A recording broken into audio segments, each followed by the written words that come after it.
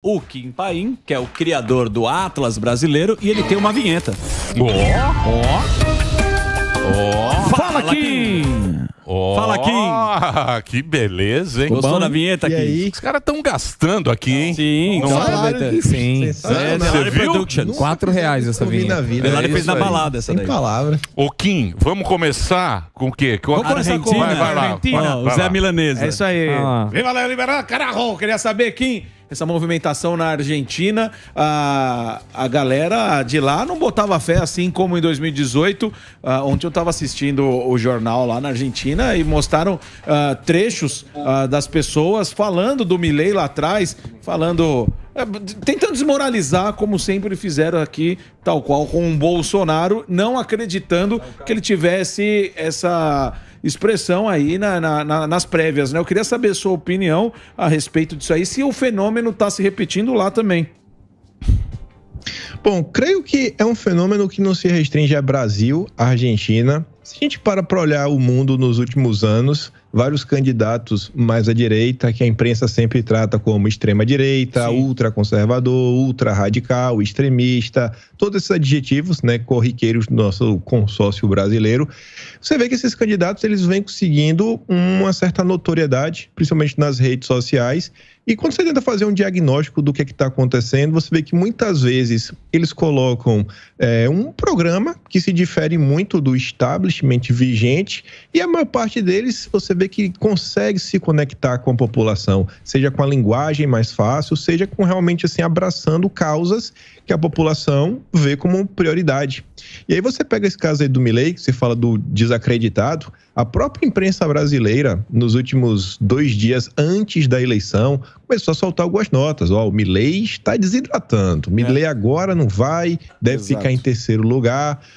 Teve até um cientista político que depois você dá o Google, né, para você ver como é o cientista, se fez o L ou não. O cara fez o L e aí cravou que o Milei ficaria em terceiro lugar, que estava desidratado, que no máximo faria 20% dos votos. E você viu que acabou. A primária ele teve mais de 32%, né? Primeiro colocado nas primárias, mostrando que o consórcio de imprensa do Brasil, mais uma vez, estava errado. E aí ficou aquele panavoe. E agora? Tentaram fazer algum tipo de diagnóstico, há uma falência dos sistemas atuais, os candidatos de centro, a social-democracia não conseguem mais representar o cidadão. E agora o que queremos fazer? Aí começam toda aquela peste, aquela rotulação, principalmente no Brasil, o Milei é amigo de Bolsonaro, é um de extrema direita. Aí começou até a ter umas faltas de consensos, porque alguns jornais colocavam ele como extremista, extrema direita, outros falavam que era um ultra radical, um ou outro falava que era um libertário. Sim. É um cara que inclusive é difícil você colocar ele numa caixinha. Ele tem algumas ideias assim, meio complicadas. Ele se envolveu nas polêmicas aí já no ano de 2022, falando sobre a possibilidade da criação de um mercado meio que de venda de órgãos, se necessário for para, sei lá, evitar o pior. As pessoas não tem dinheiro para, sei lá, você contratar um leito de hospital, fazer uma cirurgia, mas você tem 2 rins, às vezes quer vender um ou outro.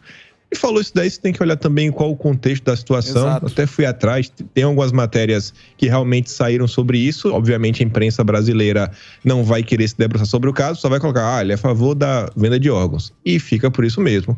Mas ao mesmo passo, você vê que ele tem posições mais conservadoras em relação ao aborto, é contrário à ideologia de gênero, bate de frente com toda essa agenda verde, agenda ESG.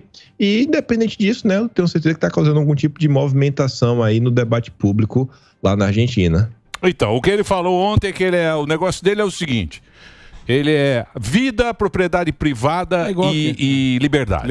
Essa aqui é a conversa. O problema que eu vejo... Eu tenho que fazer o break, Dedê? Então vamos fazer o break agora para você da rede de rádio, porque a gente precisa fazer um break, a audiência está muito boa, estamos aqui conversando com o Kim Paim. Daqui a pouquinho a gente volta para quem está no rádio, quem está na TV e nas plataformas segue com a nossa programação. Boa. Vai lá, Reginaldinho. Então, a minha preocupação Eu concordo exatamente com você. Porque, por exemplo, já está saindo que a Argentina estava votando com ódio. Ficou esse negócio de votar com ódio, com amor, que é uma papagaiada sem tamanho, que a gente não deve entrar nessa história. O argentino agora está com ódio. Revoltado. Está revoltado. Lógico que está revoltado. Lógico. 114% de inflação. Zoado do jeito que está. Tanto o partido lá o partido do... Fernando...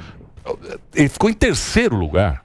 Alberto Fernandes. O peronista não ficava. O peronista desde ano 40 sempre disputava. Ou era peronista ou era o outro, ficou em terceiro lugar. Ou seja, mas isso que você falou é no mundo inteiro. Você já não acredita mais na classe de político. Porém, esses caras são políticos. Sim. Total. Não é? O Milei é um político. Lógico, o Bolsonaro é um político. Só que nunca tinham tido chance. Aí você fala, não, Milei, você é político. Você fala, não, mas eu sou um político de outra casta. Contra o sistema. Eu sou de outra casta, eu sou diferente. Beleza, o povo acredita, vota, acredita na transformação. O problema é qual é o instrumento que esse cara vai arrumar para pagar essa dívida com o FMI, que é 40 bi, ele precisa de 40 bi para acertar a economia lá. Como é que ele vai resolver esse problema? Esse é que é o... Porque senão ele entra lá, o povo vota, fica feliz e não sei o quê, comemora naquele momento, depois vê que votou no cara errado. E aí, Paim? Essa é a grande pergunta, né? Como é que resolve? Você vê que isso também em todos os países. Aí você pontuar os problemas, você direcionar. Vamos pegar o próprio Brasil. O Brasil, eu tenho certeza que a maior parte dos brasileiros compreende as necessidades do país. Entende que o Brasil precisa de saneamento básico, entende que o Brasil precisa desenvolver infraestrutura, entende que falta emprego no Brasil, de preferência, inclusive, com melhores salários. As pessoas entendem isso. Não, mas beleza. Mas e aí, de você conseguir transformar a solução em realmente algo real, algo palpável. E aí tem todo um processo.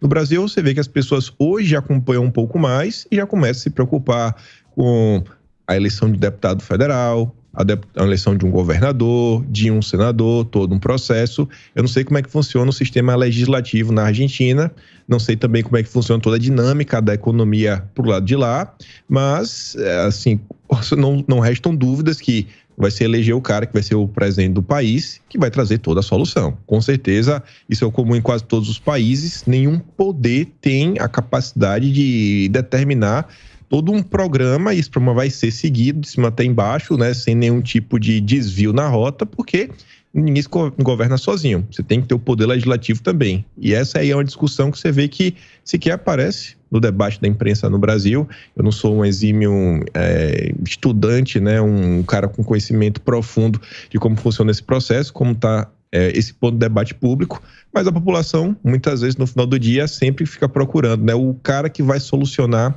todos os problemas, né, o salvador da pátria. Boa. Vamos voltar para o Brasil agora e falar das lives do Lula e essa história que tem o pacote para as redes sociais. Você que é o homem da rede social, que faz esse jornalismo independente, o que você acha dessa verba que é para redes sociais do governo Lula?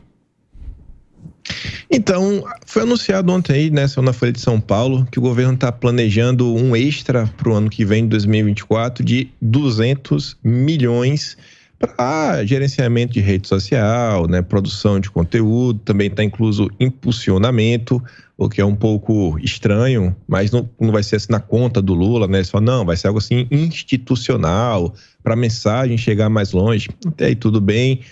Também existe o serviço de monitoramento para saber, né, como é que está performando, a mensagem é boa, é ruim, etc. Tudo mais. Agora, o que assusta são os valores.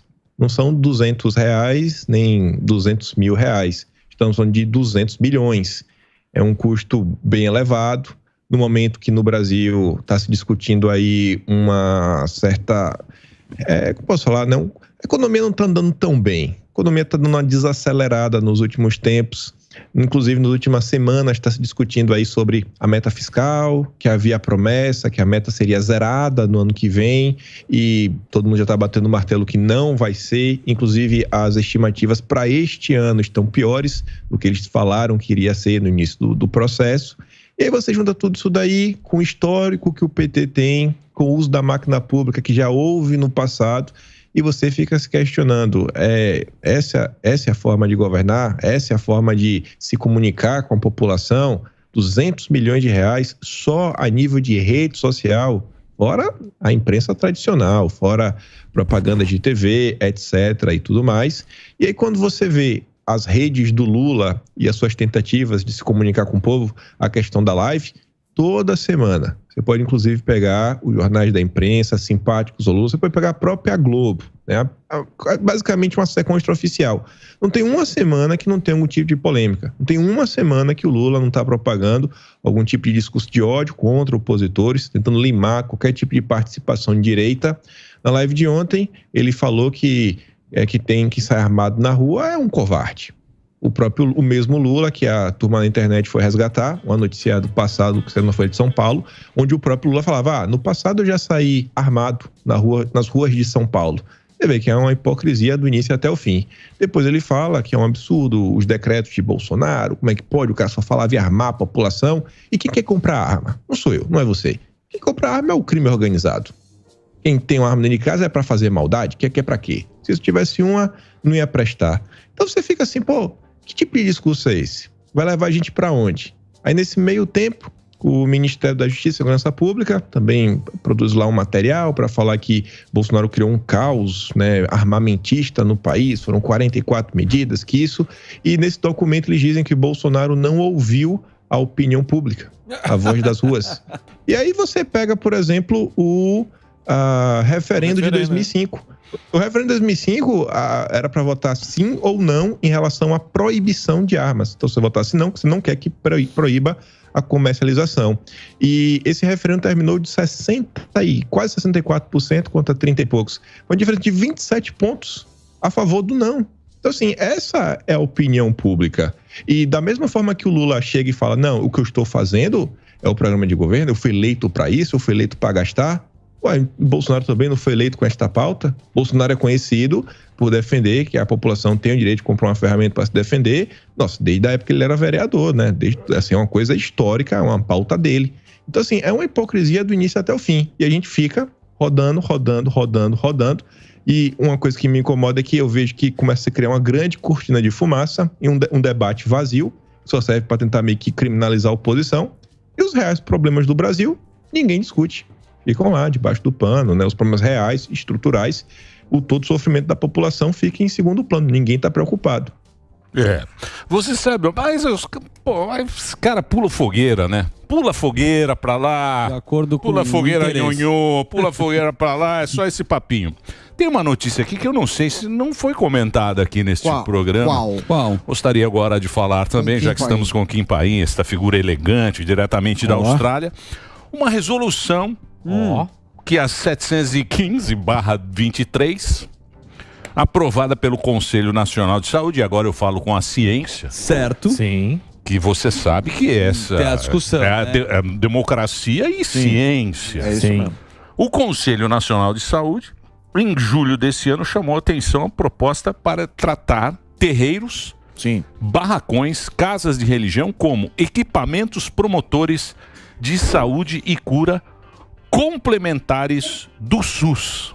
Ou seja, fim do mundo. A ciência do nosso querido SUS tá aqui, ó. Só entrar lá, 715/23. É uma medicina alternativa? Não, é uma terapia que ela complementar ao SUS.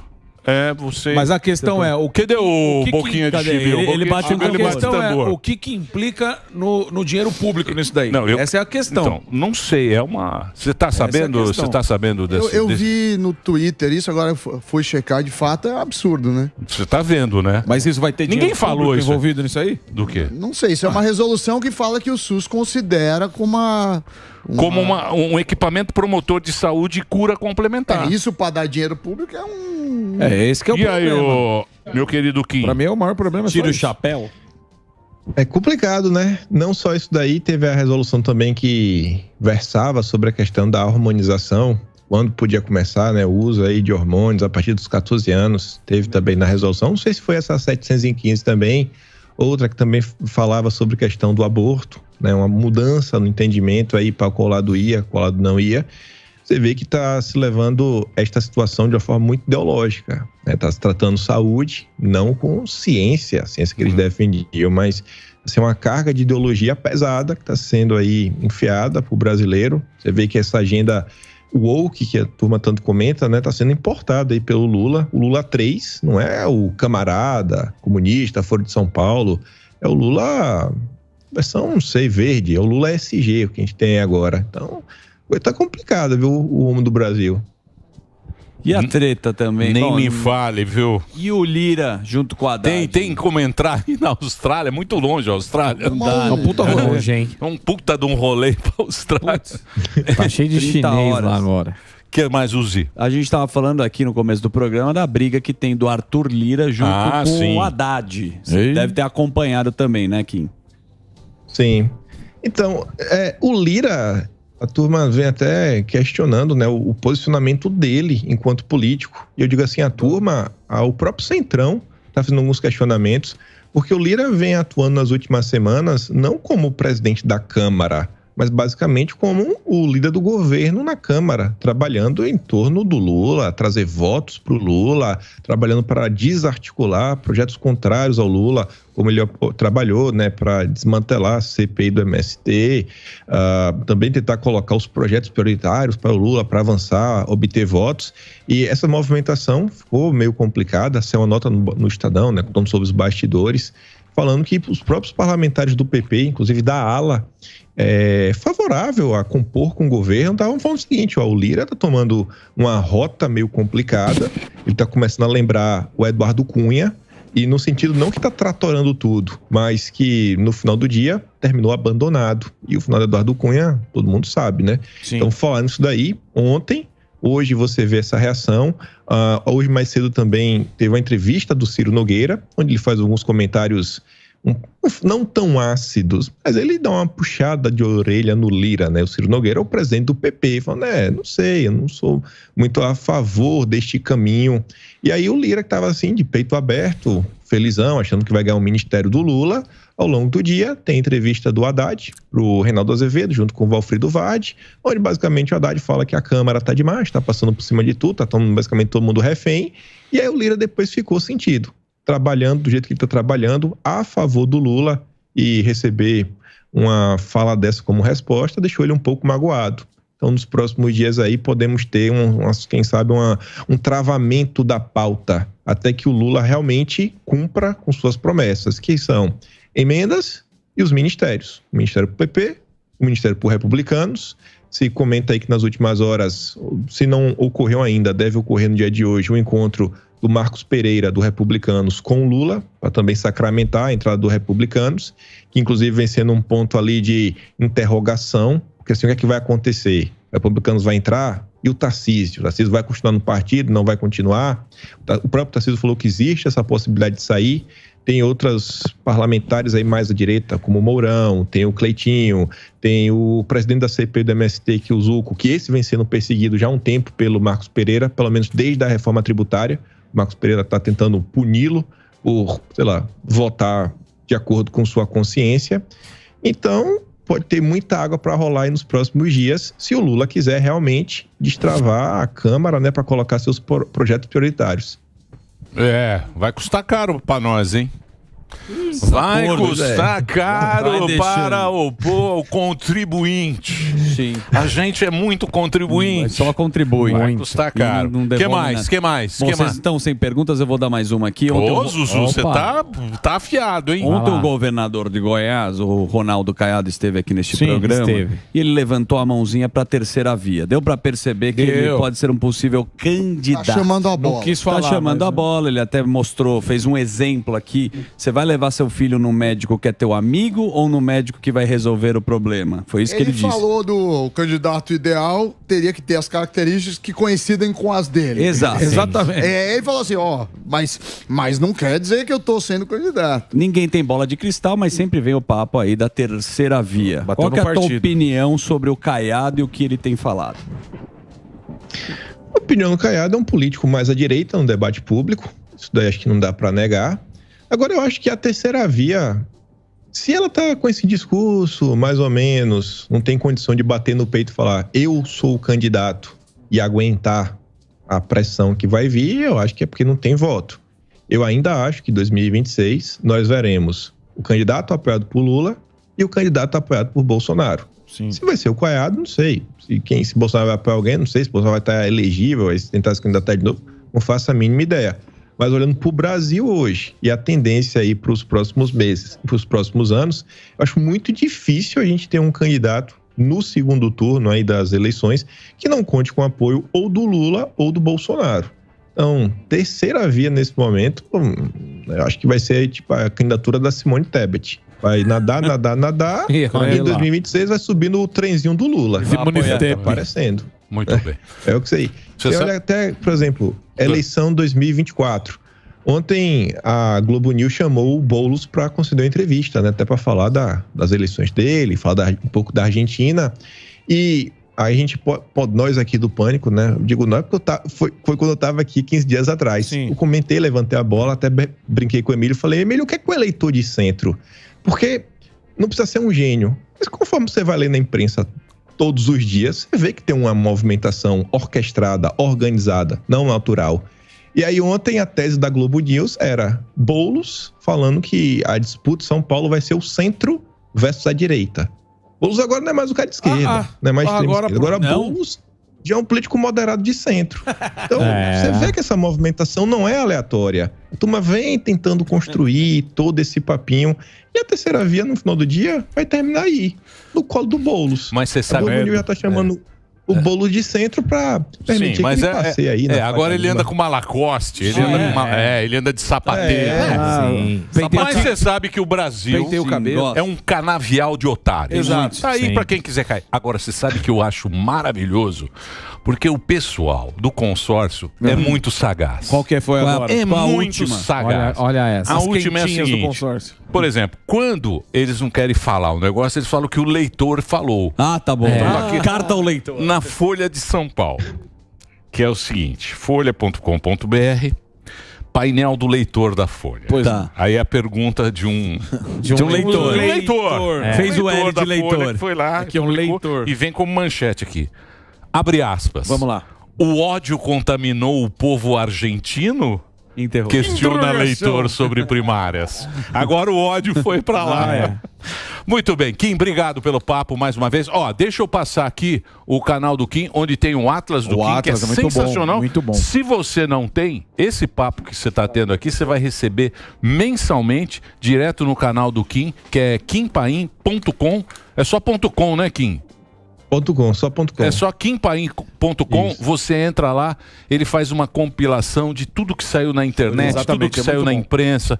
Aí você não tem que ficar pagando R$2,90 pra Folha, pro Estadão, que eu acho um saco. Por 3 meses. Você cancela, te liga. Porra, já com a curadoria, que hoje, inclusive, foi lançado todo dia 15, sai o Atlas. Então hoje já está disponível, inclusive, o de junho.